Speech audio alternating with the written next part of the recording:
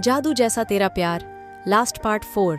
प्रिया के साथ बात करना, उससे मिलना पहले काफी सामान्य सा लगता था, और अब पिछले कुछ दिनों से जब से दिल में उसके प्यार का अंकुर फूटा था, ये मुलाकात, बातचीत काफी स्पेशल सी लगने लगी थी। पर कैसे भी मैं खुद पर लगाम लगा के इस प्यार के अंकुर को विशाल पेड़ में परिवर्तित होने से खुद को रोकने का पूरा प्रयास करने में जुटा था, क्योंकि मुझे पता था कि मुझ जैसे गरीब अनाथ की तुलना प्रिया जैसी एक अरबपति बिजनेस टाइकून की बेटी से नहीं की जा सकती थी। पर हमारा जो दिल होता है वह कमबख्त पता नहीं कैसे इन सब बंधनों से मुक्त होता है। उसमें दिमाग नहीं होता, न इसलिए, बस जो उसे अच्छा लगता है उसी में शिद्दत से जुट जाता है। क्या सोचा है अब? सामने बैठी प्रिया के उस सवाल ने मुझे उसी के ख्वाबों से बाहर निकाला। मैं अभी तो बस यही सोच पाया हूं कि जॉब नहीं, अपना ही कुछ करूंगा, पर कैसे और क्या करना है यह सब नहीं सोच पाया। प्रिया, सबसे पहले तो यह सोचना जरूरी है कि क्या करना है, कैसे करना है, ये बाद में सोचेंगे। पर समस्या बहुत है। बिना इन्वेस्टमेंट के कोई बिजनेस स्टार्ट नहीं किया जा सकता, और इन्वेस्टमेंट के नाम पर कुछ भी नहीं मुझ पे, और फिर अकेले बिजनेस स्टार्ट करना काफी चैलेंजिंग होगा। प्रिया, ये तुमसे किसने कहा कि तुम अकेले कर रहे हो स्टार्ट? मैं भी पार्टनर हूँ इस बिजनेस में, समझे? हम दोनों मिलकर कुछ स्टार्ट करेंगे। मैं भी अपनी खुद की एक अलग पहचान बनाना चाहती हूँ, डैड की हेल्प ली बिना। और हाँ, कुछ पॉकेट मनी और दूसरे एसेट्स हैं मेरे पास, जिनसे हम शुरुआत कर सकते हैं। बिजनेस करना क्या है, यह तय के बिना ही प्रिया मेरी बिजनेस पार्टनर बन चुकी थी, और उसके साथ होने के एहसास मात्र से ही मेरी उम्मीदों को मानो पंख लग गए हो। काफी पॉजिटिव फील कर रहा था मैं। सच में मुझ जैसे अंधेरों में डूबे इंसान को उजाले के समंदर में लाने के लिए हर कोशिश कर रही थी वह। तभी अचानक से कॉलेज की उस सुनसान सी होती जा रही कैंटीन में वह हुआ जिसकी हमने उम्मीद ही न की थी। एक बड़ी सी लग्जरी कार कैंटीन के सामने रुकी, और उसमें से निकलकर हमारी ओर बढ़ता हुआ दिखाई दिया सम्राट। उसके साथ 2-3 लड़के और भी थे। सम्राट के हाव भाव, उसके इरादे नेक नहीं लग रहे थे। वह बिना कुछ सोचे समझे प्रिया की ओर बढ़ रहा था। किसी अनिष्ट की आशंका से मैंने फुर्ती के साथ खड़े होकर उससे माजरा पूछना चाहा, पर उसने मुझे जोर का धक्का दिया, जिससे मैं पास रखी हुई टेबल पर जा गिरा। एग्जाम के बाद कॉलेज के अधिकांश स्टूडेंट्स घर जा चुके थे, इसलिए कैंपस में सन्नाटा पसरता जा रहा था। हम लोग भी बस अपने घरों को निकलने ही वाले थे कि ये लोग आ धमके। कैंटीन पर काम करने वाले एकमात्र बुजुर्ग मोहन बाबा को सम्राट के साथियों ने धमकाकर बाहर भगा दिया था। प्रिया इससे पहले कुछ समझती, उस दरिंदे ने उसके बालों को जकड़कर पकड़ लिया। सम्राट, छोड़ दो मुझे, नहीं तो अंजाम बहुत बुरा होगा। प्रिया चीखी। अंजाम की फिक्र तो उसी दिन खत्म हो गई थी जब तूने मुझे सरेआम बेइज्जत किया था। खून का घूंट पीकर रह रहा हूं। तभी से चाहता था कि तुझसे शादी करके तेरा जीवन बर्बाद कर दूं, तुझे दर दर की ठोकरें खाने को मजबूर कर दूं। झूठ बोला था अपने बाप से मैंने कि प्यार करता हूं तुझसे, पर तूने शादी के लिए मना करके मेरे सारे प्लान पर ही पानी फेर दिया। अब देख मैं क्या करता हूं। बहुत घमंड है ना तुझे तेरे गोरे जिस्म पर, अपने खूबसूरत चेहरे लर, अपने कैरेक्टर पर। आज इस चेहरे को मैं ऐसा बना दूंगा कि तू आईने में भी खुद को देखकर डर जाए। तेजाब से जलाकर नष्ट कर दूंगा तेरे घमंड को आज मैं। वहशियत की हदें पार करते हुए सम्राट ने अपने कपड़ों में छिपी हुई तेजाब से लबालब भरी बोतल को बाहर निकालते हुए प्रिया के सामने अपने खतरनाक इरादे बयां कर डाले। उफ, सच में दरिंदा था सम्राट तो। एक बार प्रिया की किस्मत ने सही साथ दिया था उसका, जो उसके शादी रूपी जाल में फंसने से बच गई, पर इस बार वह उस हैवान के हाथों से खुद को छुटाने के लिए छटपटा रही थी। ऐसा लग रहा था जैसे सम्राट के मस्तिष्क में किसी शैतान का वास हो गया हो। बोतल का ढक्कन खोलकर वह जैसे ही प्रिया के चेहरे पर तेजाब फेंकने आगे बढ़ा, अचानक से मुझे पता नहीं क्या हुआ, मैं जोर से चीख पड़ा। डरी सहमी सी प्रिया की हालत देखकर मेरा दिलो दिमाग गुस्से से कांपने लगा। शायद उस दिन पहली बार किसी पर क्रोध आया था मुझे, और उस क्रोध को निकालने का अवसर भी। इससे पहले कोई कुछ समझता, मैं एक झटके से उठ खड़ा हुआ और टेबल पर रखी कोल्ड ड्रिंक की उस बोतल को पूरी ताकत से सम्राट के सिर पर दे मारा। बोतल चकनाचूर हो चुकी थी, और साथ में चकनाचूर हो गया था प्रिया को नुकसान पहुंचाने का। सम्राट का वहशी इरादा भी अचानक हुए इस हमले से सम्राट विचलित हो गया। उसके हाथ से तेजाब की वह बोतल फिसलकर नीचे जा गिरी। उसके सिर से खून की धार फुट चुकी थी। एक हाथ से अपने सिर को पकड़कर वह मेरी ओर मुड़ा तो था, पर अत्यधिक पीड़ा के कारण वही जमीन पर घुटनों के बल बैठ गया। सम्राट के तीनों साथी मुझे मारने के लिए मेरी ओर दौड़े, पर किसी तरह का जुनून मुझ पर हावी हो चुका था। मेरे सिर पर खून सवार था। गुस्से से मेरी आंखें सुर्ख लाल हो चुकी थीं।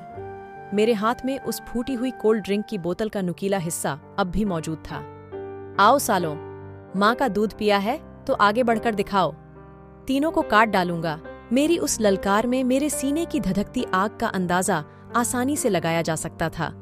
मेरा यह अवतार देखकर वो तीनों सहमकर अचानक से वहीं ठिठक गए और दूर से ही चिल्लाए, वैभव, तुम क्यों इस लड़की के लिए हमसे दुश्मनी मोल ले रहे हो?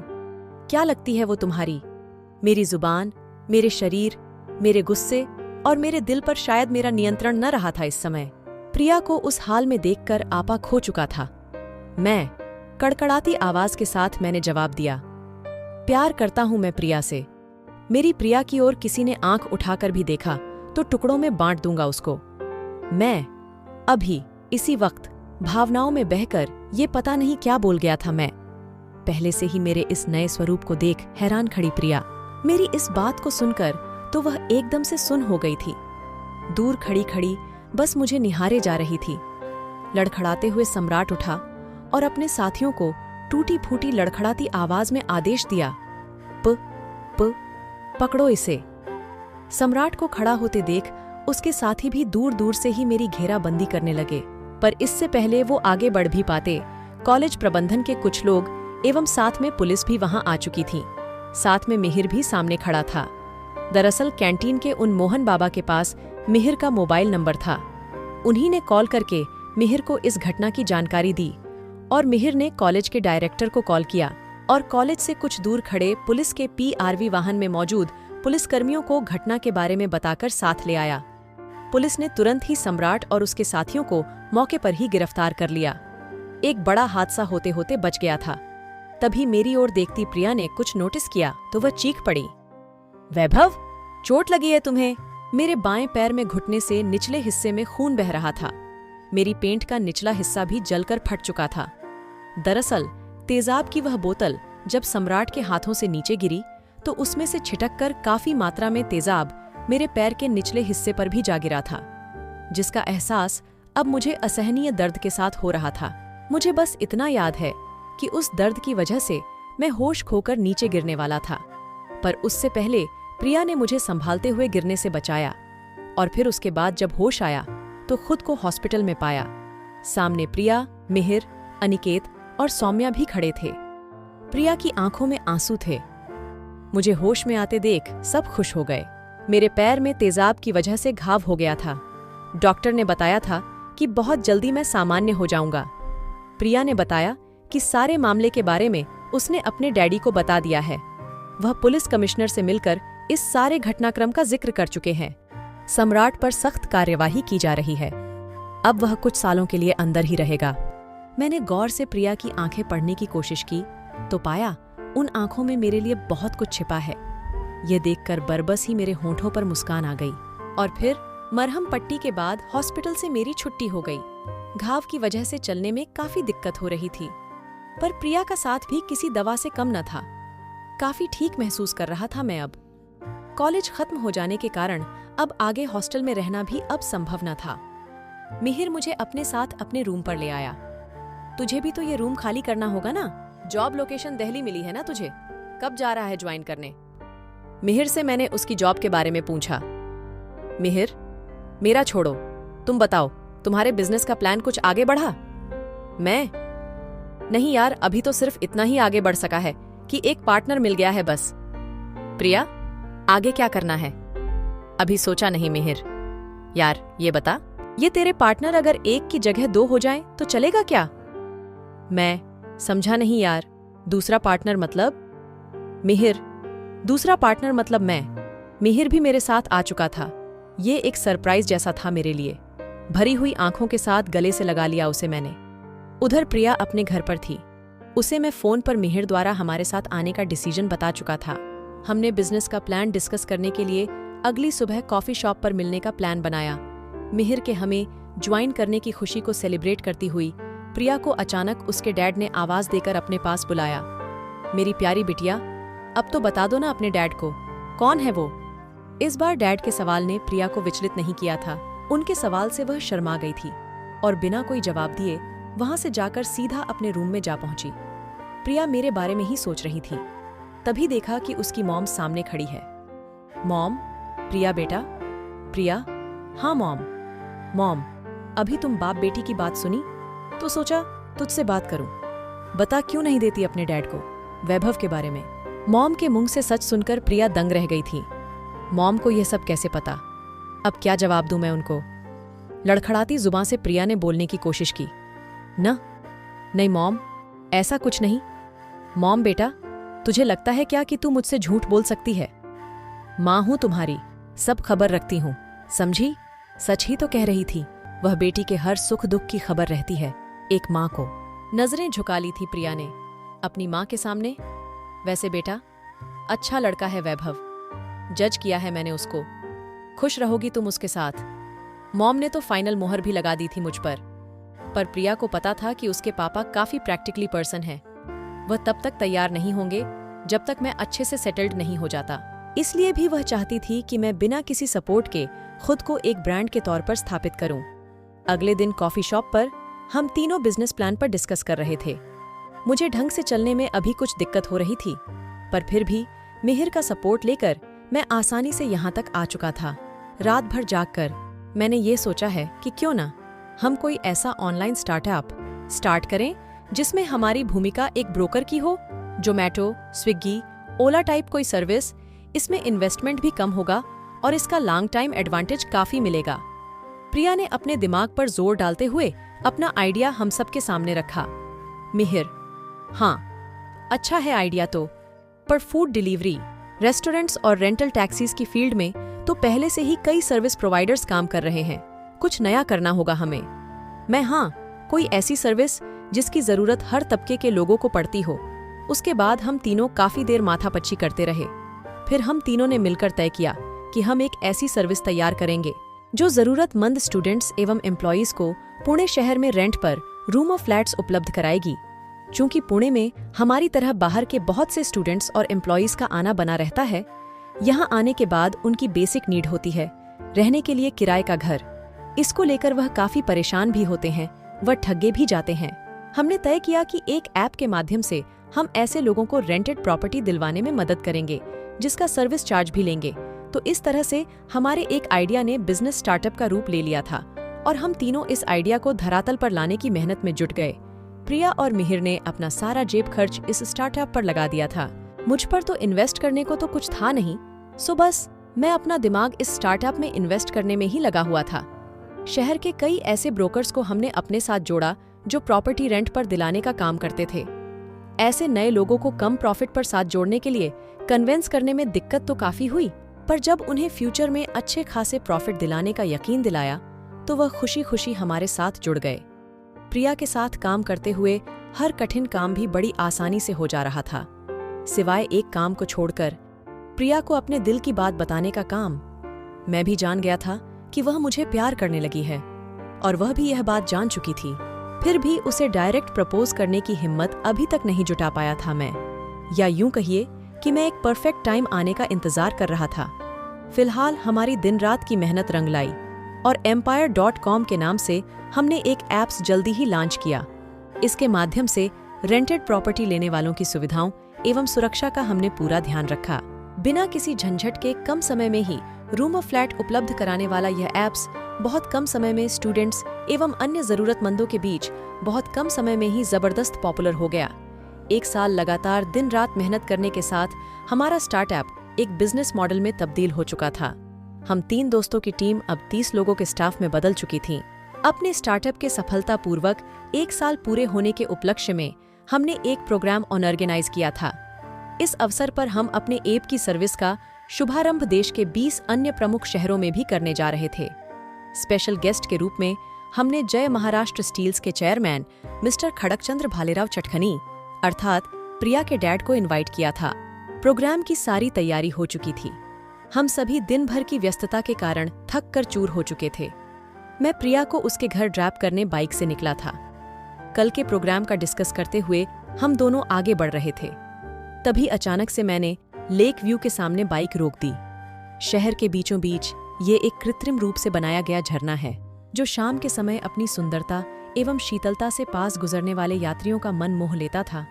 मैं बाइक से उतरा और प्रिया का हाथ पकड़कर झरने की ओर दौड़ लगा दी। कुछ ही देर में हम झरने के नजदीक वाली रेलिंग के पास खड़े थे। हल्की चांदनी रात में दूधिया सफेद रोशनी में झरने का उछलता नीला पानी बेहद खूबसूरत लग रहा था, और उस झरने से निकलकर हवा के साथ उड़ती हुई पानी की बूंदें हमसे टकराकर प्राकृतिक सुंदरता मिश्रित सुकून उत्पन्न कर रही थीं। प्रिया इस नज़ारे को देखकर काफी खुश थीं।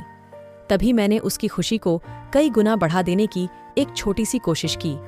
उसके ठीक सामने घुटनों पर बैठकर उसका हाथ थामकर अपनी पॉकेट में रखकर लाई गई। डिब्बी में रखी हुई बेहद सुंदर अंगूठी निकालकर उसकी ओर बढ़ाई और उसकी आंखों में आंखें डालकर सवाल किया, प्रिया, क्या मुझसे शादी करोगी? अपने मुंह को हथेली से छिपाते हुए हंस पड़ी थी प्रिया। यह हंसी प्यार भरी थी। शायद उसे भी इस पल का इंतजार था। अंगूठी को स्वीकार करते हुए मुझे उठाकर सीने से लिपट गई थी मेरी प्रिया। इस तरह से बिना आई लव यू बोले डायरेक्ट शादी के लिए प्रपोज करने के साथ हमारे प्यार की सार्वजनिक रूप से आज शुरुआत हुई थी। अगले दिन शहर के इंपीरियर पैलेस होटल में हमारा लॉन्चिंग प्रोग्राम धूमधाम से संपन्न हुआ। स्टेज पर जब प्रिया के डैड ने एक स्विच ऑन करके 20 शहरों में empire.com की शुरुआत की, उसके तुरंत बाद प्रिया ने चुपचाप से उनके कान में जाकर बोला, डैड, यही है वह वैभव जिसके बारे में आप हर रोज मुझसे पूछा करते हैं। प्रिया के डैड की पारखी नजरों ने शायद मुझे उसके लायक समझ लिया था। तभी तो उन्होंने भी बिना मान मनोवल के मुस्कुराकर उसी समय अपनी मौन स्वीकृति दे दी थी। और फिर 1 साल बाद एक ग्रैंड पार्टी के दौरान हमारी शादी का अनाउंसमेंट भी खुशी खुशी कर डाला। शादी के बारे में कुछ इंपॉर्टेंट डिस्कशन करने के लिए मैंने प्रिया व उसके मॉम डैड के साथ एक मीटिंग रखी, जिसमें मैंने अपनी ओर से उनकी बेटी को खुश रखने के बदले एक शर्त रखी, और वह शर्त थी कि उसके मॉम और डैड दोनों को एक परफेक्ट कपल्स की तरह पिछला सब कुछ भुलाकर एक साथ खुशी खुशी रहने की। मामला काफी मुश्किल था, पर बेटी और दामाद दोनों की मिली जुली डिमांड को आखिर कैसे रिजेक्ट कर सकते थे वह दोनों। आपस में बातें हुईं, गिले शिकवे हुए, शिकायतें दूर हुईं, और फिर उन दोनों के भी दिल के सारे मैल दूर हो गए। फिर एक दिन बड़े ही धूमधाम से हमारी शादी हुई। ढेर सारी खुशियों के बीच शादी में शामिल होने आए सौम्या और अनिकेत शादी के बाद भी यहीं के होकर रह गए। मतलब उन दोनों ने भी empire.com ज्वाइन कर लिया। तब से हम पांचों अपने खुद के बनाए स्टार्टअप में अभी तक साथ है, और हमारे उस छोटे से स्टार्टअप का वर्तमान रूप अब आपके सामने ही है। और इसी के साथ वैभव ने दिव्या के सामने अपनी स्टोरी की हैप्पी एंडिंग की। वैभव और प्रिया की कहानी से दिव्या इस कदर प्रभावित हुई कि तारीफ करने के लिए मानो उसके पास शब्दों का अकाल आ गया हो। वाव, वैभव सर, सुपर्ब! यकीन ही नहीं हो रहा कि यह एक रियल स्टोरी थी। ऐसे लग रहा था कोई super duper hit love story वाली बॉलीवुड मूवी सामने चल रही हो। हाँ, नहीं दिव्या, इनके द्वारा बताया गया एक एक शब्द एकदम सच है, हमारा सच। प्रिया ने हंसते हुए वैभव की बताई सारी बातों की पुष्टि की। अब तो मैं खुद ही कंफ्यूज हो गई प्रिया मैम कि इस स्टोरी पर डॉक्यूमेंट्री बनाई जाए या कोई मूवी, दिव्या ने बड़ी मासूमियत से कहा। तो वैभव और दिव्या जोरों से हंस पड़े। ओके दिव्या, अब मुझे जाना है, नहीं तो क्लाइंट भाग जाएंगे मेरे, सुबह से वेट कर रहे हैं। वैभव ने अपनी मजबूरी दिव्या को बताकर घर से निकलने की तैयारी कर ली थी, मगर उन दोनों के लव के प्रति खत्म होने का नाम ही नहीं ले रहा था। ओके सर, आप जाइए। आप पर जाते जाते प्रिया मैम के बारे में, इनके प्यार के बारे में कुछ वर्ड्स तो बोलते जाइए। वैभव, प्रिया की प्रेम कहानी जानकर शायद दिव्या हड्डस बद्दी में जर्नलिज्म भूलकर लव एक्सपर्ट बनने की कोशिश करने लगी थी, पर जाते जाते वैभव ने दिव्या की यह इच्छा भी पूरी कर दी। उसने प्रिया की ओर मुस्कुराकर देखा और कुछ पंक्तियां पढ़ डाली। तू ही रब मेरा, तू ही मेरा संसार, जादू जैसा तेरा प्यार, जादू जैसा तेरा प्यार। तो दोस्तों, यह था इस कहानी का अंतिम भाग। उम्मीद करती हूँ यह कहानी आपको पसंद आई हो। कमेंट में जरूर बताएं कि आपको कहानी कैसी लगी। कहानी अच्छी लगी है तो वीडियो को लाइक कीजिए, शेयर कीजिए और हमारे चैनल को सब्सक्राइब करके बेल आइकॉन को भी दबा लीजिए ताकि मैं जब भी वीडियो अपलोड करूं आपको वीडियो का नोटिफिकेशन मिल सके। तो चलिए दोस्तों, मिलते हैं नेक्स्ट वीडियो में।